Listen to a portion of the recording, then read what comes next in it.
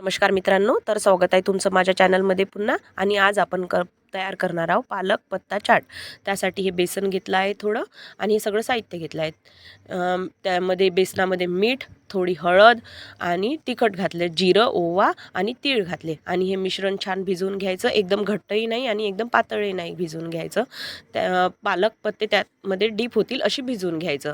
आता हे तेल तापलेलं आहे आणि मिश्रणामध्ये आपण थोडं मोहन टाकलं तेलाचं आणि पालक डीप करून हे बघा अशी तळून घ्यायची. ही छान अशी डीप करून तळून घ्यायची आणि परतून टाकायची.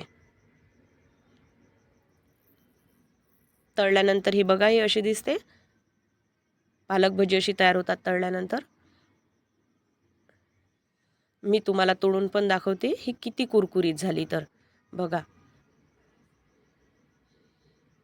हे बघा किती कुरकुरीत झाली. हे बघा तोडून दाखवते मी, इतकी कुरकुरीत झाली. आता मिठा दही तयार करून घ्यायचं, त्यामध्ये साखर घालायची आणि आता आपण ग्रीन चिल्ली चटणी तयार करून घेणार आहोत. त्यासाठी अद्रक, लसूण, जिरा, ग्रीन चिल्ली, कोथिंबीर आणि थोडं दही आणि मीठ घालायचं, साखर घालायची चवीनुसार आणि तुम्ही मिंट पत्ता पण वापरू शकता, त्याने चटणी छान होते. ही बघा चटणी अशी तयार झाली.